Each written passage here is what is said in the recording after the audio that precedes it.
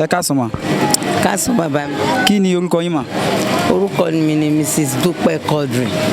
Ẹ jọ̀ọ́ kí ni nǹkan tí ẹ lè sọ fún wa lórí ìṣẹ̀lẹ̀ tó ń ṣẹlẹ̀ ní South Africa? Ṣé bí àwọn South Africa ṣe ń pa ọmọ Nàìjíríà lọ́hùn ṣé ó dáa bí kò dáa?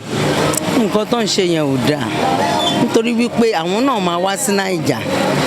Tó bá yẹ pé bóyá ń ṣe ní South Africa yẹn làwa ń ṣe ní Naija ni là ń ṣe ní bíbá yẹn ni nǹkan yẹn wàhálà yẹn á ti pọ̀ jù. Àbí ọ̀rọ̀ mi ò yé yín sí nǹkan tó ń ṣe ò dáa rárá o, kán bá wa bá wọn sọ̀rọ̀ kán stop ẹ o because ìtàjẹ̀ sílẹ̀ kò ń ṣe nǹkan tó dáa rárá. Bọ̀ kí ni àmọ̀ràn tẹ́ lè gba àwọn ìjọba wa láti take ìgbésẹ̀ láti lè stop pípa àwọn tó ń pa àwọn ọmọ Nàìjíríà ní ọ̀hún yẹn?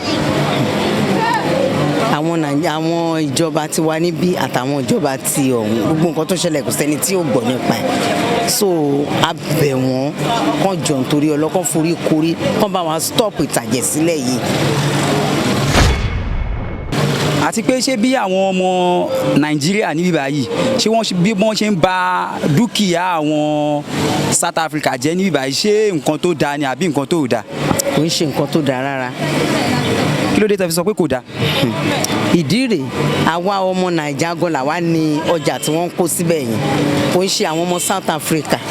South Africa wọ́n ní wọ́n ra ilé síbẹ̀ ni àwa Nàìjíríà wa là ń kó ọjà tá à ń ta ọjà mi kò ń ṣe gbogbo àwọn South Africa ló ní nǹkan tó ń bàjẹ́ yẹn àwa náà ń jẹ nínú ìyà yẹn kò yé àwọn tó ń ba gbogbo nǹkan jẹ́ ni tí nǹkan bá ṣẹlẹ̀ á fi ìtùbínùbí á fi sẹ́tù ẹ̀ kò ní pé ká máa fi ba nǹkan jẹ́. Àbọ̀rọ̀ mi ò yẹ ẹ́ sì dídé mi sọ pé kò dáa nìyẹn because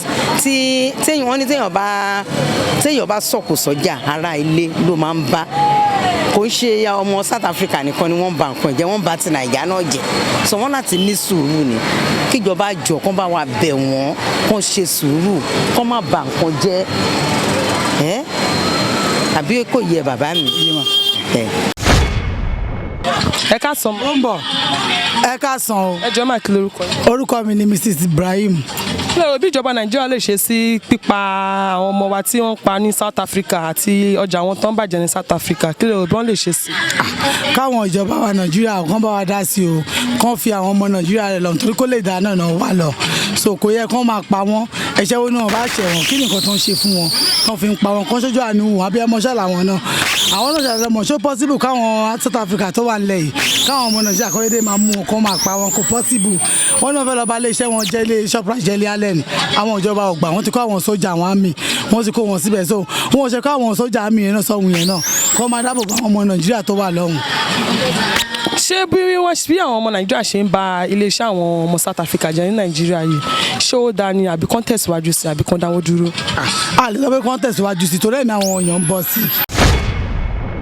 You can subscribe to LEPE TV on YouTube, follow us on Instagram, Twitter, and Facebook for more videos. Click the red button on the lower right hand corner, then click the bell to get notification for every new videos. Thank you.